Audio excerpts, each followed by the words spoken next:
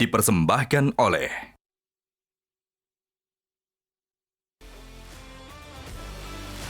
Ya pemirsa, lalu seperti apa peta kekuatan kedua tim? Saya akan mengajak Anda untuk melihat formasi kedua tim di laga terakhir. Formasi dari Indonesia U23 dan juga formasi dari Uzbekistan U23. Kita coba tampilkan yang pertama formasi dari Indonesia U23. Timnas Indonesia U23 turun dengan skema 3-4-3. Ya seperti ini ketika menghadapi Korea Selatan. Posisi kiper Hernando Ari, lalu posisi 3 pos di belakang diisi Justin Hubner, Rizky Ridho dan juga Komang Teguh. Dan tentunya untuk lini tengah ada Pratama Arhan, Nathan Choaon, Ivar Jenner memang tidak tergantikan ini. Lalu ada Fahmi juga, ada Rio Fahmi. Nah, lalu kalau kita bicara soal lini depan, tentunya di sini pemain andalan kita Marcelino Ferdinand, Rafael Struijk dan juga Witan Sulaiman. Ini adalah skema yang digunakan oleh Sintayong ketika kita mengalahkan Korea Selatan lewat babak adu penalti. Skema ini tidak jauh berbeda ketika kita mengalahkan Yordania 1-4 dan memang sisi kanan sebenarnya masih menjadi pekerjaan rumah bagi pelatih Sintayong. Bagaimana dengan kekuatan Uzbekistan? Mereka dilatih oleh mantan gelandang timnas Uzbekistan Timur Kapadze dengan skema andalan 4-2-3-1. Mereka berhasil menumbangkan juara bertahan Arab Saudi di perempat final dengan skor cukup telak 2-0. Di lini depan mereka punya Kusayin Norchaev yang mencetak 1 gol ketika menghadapi Arab Saudi. Lalu ia ditopang oleh Norchaev ini ditopang oleh 3 gelandang di sini. Ada 1 gelandang serang juga, ada Gianov, Jalolidinov dan juga Abosbek Foyulzaev.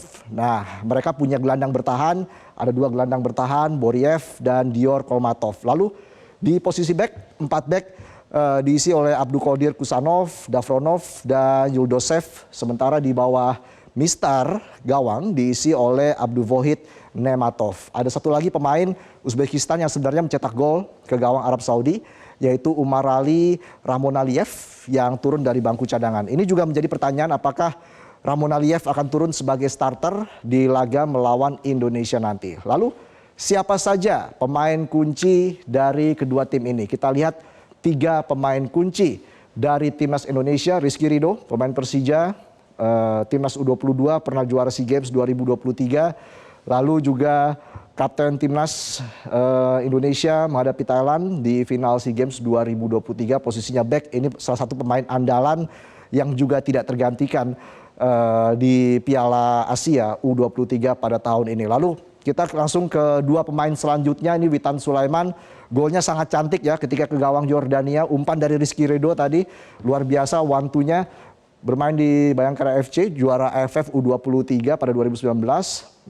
Top scorer SEA Games 2021 dan memang Witan akan kembali diandalkan di laga menghadapi Uzbekistan. Tentunya ini laga krusial, laga yang sangat menentukan ya. Kita langsung saja ke grafik selanjutnya di mana pemain andalan selanjutnya adalah Marcelino Ferdinand yang bermain di Eropa, Divisi B Belgia, KMSK Denze.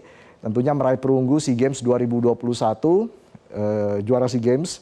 Timnas U22, juara SEA Games 2023 dan juga posisinya gelandang. Bagaimana dengan 3 pemain kunci dari Uzbekistan? Kita akan lihat ini Abduqodir Kusanov bermain di Liga 1 Prancis, di Ligue 1 klub Arcelens, tampil juga di Liga Champions, pernah menghadapi Arsenal dan juga Sevilla. Di Liga Eropa bermain 2 kali. Jadi memang kekuatan dari Uzbekistan ini sangat merata. Kalau kita lanjut pemain berikutnya Abosbek Fazulaev bermain di CSKA Moskow, Liga Primer Rusia, juara Piala Asia U20, lalu juga MVP di Piala Asia U20 tahun 2023. Next kita lihat pemain ketiga, pemain kunci dari Uzbekistan Umar Ali Ramonaliev, klubnya Rubin Kazan, divisi utama Rusia. Timnas Uzbekistan U20 menjabat sebagai kapten, tentunya kapten Timnas Uzbekistan, lalu juara Piala Asia U20 pada Maret 2023. Itulah tadi 3 pemain kunci dari Timnas Indonesia dan juga 3 pemain kunci dari Timnas Uzbekistan. Kita akan bahas nanti lebih jauh terkait dengan kekuatan dari 2 tim ini, bagaimana prediksi formasi Timnas yang akan diturunkan oleh pelatih Sintayong nanti dan apa saja yang harus diwaspadai oleh Garuda Muda. Telah bergabung di studio pengamat sepak bola Kesit Budi Handoyo dan koordinator Save Our Soccer Akmal Marhali. Bung Kesit, Mas Akmal, selamat malam, apa kabar? Kabar baik. Sehat ya, dan tentunya deg-degan ini. Kita menunggu hari Senin ya. Luar biasa pertandingan yang sangat krusial. Saya mulai dari Mas Akmal dulu deh. Mas Akmal, sejauh ini bagaimana melihat perkembangan dari Timnas U23?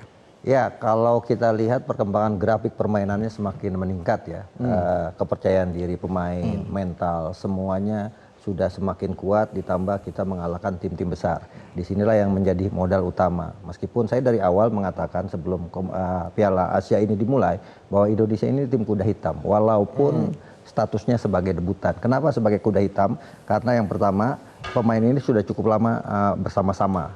Yang kedua, modalnya salah satunya separuh dari pemainnya adalah pemain yang sudah mengantarkan Indonesia juara SEA Games ya. Sehingga mental juaranya ada. Yang ketiga, tim ini juga sudah 13 pemainnya main di timnas senior. Artinya ketika pemain muda sudah membela tim nasional senior, kepercayaan dirinya pasti tinggi. Nah, inilah yang menjadi modal utama kita, sehingga kemudian kita bikin kejutan, Australia kita kalahkan, kemudian Jordan kita kalahkan, ditambah lagi kemarin Korea Selatan memutus rekor mereka 9 kali berturut-turut tampil di Olimpiade, dan ini kemudian menjadi pembicaraan luar biasa di luar negeri ya, di mana media Perancis misalnya Lusarne Opos mengatakan bahwa menjuluki Indonesia tim pengacau. Tim pengacau ya? Pengacau tim-tim besar. Betul. Nah, ini menarik. Kenapa menarik? Karena semifinalis ini 3 diantaranya adalah tim yang pernah juara, ya kan? Jepang pernah juara, kemudian Irak 2013 juara, Uzbekistan 2018 juara. Hanya Indonesia debutan yang masuk semifinal. Kemudian media Korea menyebut Sintayong sebagai si rubah gitu kan, yang mampu merusak mimpi mereka. Ini yang sangat menarik sih. Ditambah lagi kalau kita lihat perjalanan tim nasional kita ini, apalagi kemarin lawan Korea Selatan, saya bilang ini adalah drama Korea paling diminati oleh bangsa Indonesia. Ini drakor yang paling bikin terharu ya? Iya, mengalahkan Wonderful World-nya yang sering ditonton oleh ibu-ibu. The Queen of Tears. Iya, Queen of Tears. Bung Kesit, Anda melihat sebenarnya bagaimana sih sosok dari seorang Sintayong ini? Karena kan pemain diaspora ini ada berapa yang baru bergabung, tiba-tiba langsung klop saja begitu dengan pemain-pemain lain. Bagaimana Anda melihat ini, Bung Kesit? Iya, saya kira apa yang dilakukan oleh Sintayong ya ketika dipercaya untuk menangani tim Indonesia, baik tim senior maupun kelompok umur U20 dan U23, saya kira sudah sesuai dengan apa yang dia inginkan gitu ya.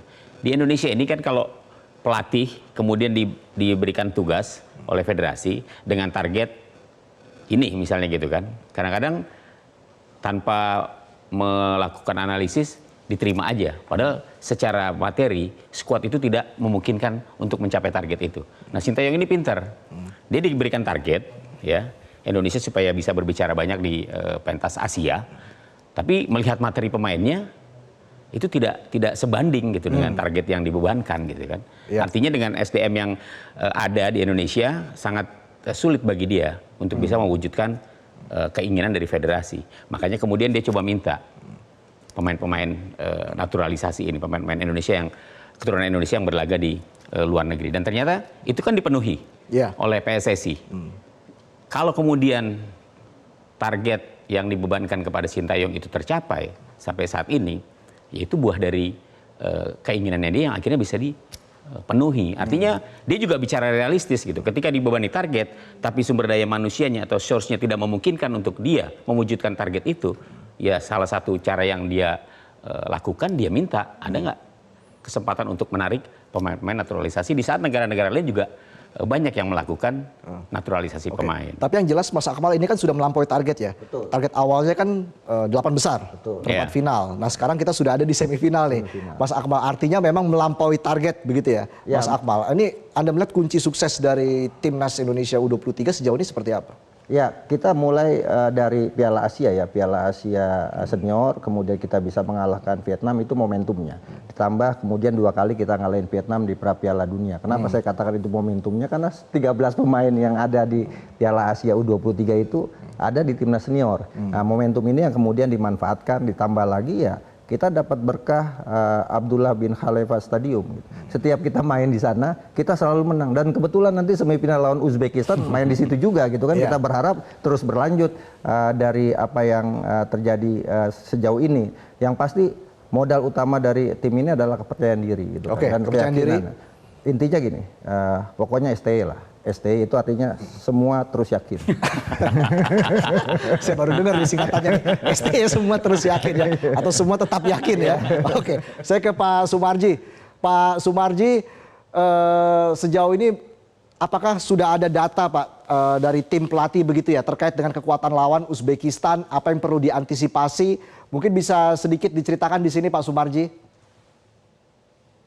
Iya, kalau berkaitan dengan kekuatan lawan ini sudah kita datanya sudah kita punya, mendasari dari tim analis yang sudah mempelajari itu semuanya detail dari beberapa pertandingan Uzbekistan, mulai dari 3 pertandingan awal sampai dengan kemarin. Tentu dari data yang dimiliki oleh tim analis itu sudah dipelajari sama tim pelatih, sehingga kalau kita melihat kekuatan tim lawan dalam hal ini adalah Uzbekistan, yang pasti kita sudah tahu semua, dan tinggal sekarang bagaimana kita bisa memanfaatkan apa yang sudah kita punya dari semua sisi ya, baik dari sisi mental, fisik, termasuk juga disiplin saat bermain. Yang lebih utama adalah bagaimana para pemain ini bisa menjalankan taktik dan strategi yang sudah diajarkan kepada para pemain. Kuncinya ini adalah Pak di pemain sendiri. Kalau tim kepelatihan sudah semaksimal mungkin untuk bisa mempersiapkan itu semua. Saya kira itu. Baik, Pak Sumarji, terakhir Pak Sumarji sebelum Anda kembali beraktivitas di sana tentunya untuk mengawal timnas Indonesia. Pak Sumarji, apa dampak signifikan yang paling dirasakan oleh skuad ketika ribuan supporter memadati stadion? Ya, itu adalah bagian terpenting ya dari tambahan kekuatan di kami, dan itu yang selalu menjadikan kita itu lebih kuat gitu ya, lebih kuat. Dikarenakan dengan suntikan semangat dari para supporter, baik itu yang hadir di stadion secara langsung maupun yang ada di Indonesia, tentu ini menambah kekuatan tersendiri buat para pemain, dan juga menambah semangat tentunya ini Sintayong sendiri, karena Sintayong sendiri itu dia benar-benar sangat menghargai betul apa yang menjadi dukungan oleh para supporter. Tentu ini kan bisa menambah sesuatu yang lebih ya, sesuatu yang lebih Sintayong untuk bisa meracik dan bisa membuat strategi yang tepat sehingga bisa dimanfaatkan sebaik-baiknya demi untuk bisa melaju ke final, seperti itu. Baik, kita berikan doa yang terbaik untuk seluruh tim agar bisa tampil dengan maksimal di laga semifinal nanti. Terima kasih Pak Sumarji sudah menyempatkan waktunya bergabung bersama kami di Special Report. Pemirsa, kami akan kembali dengan sejumlah informasi lain. Tetaplah bersama kami.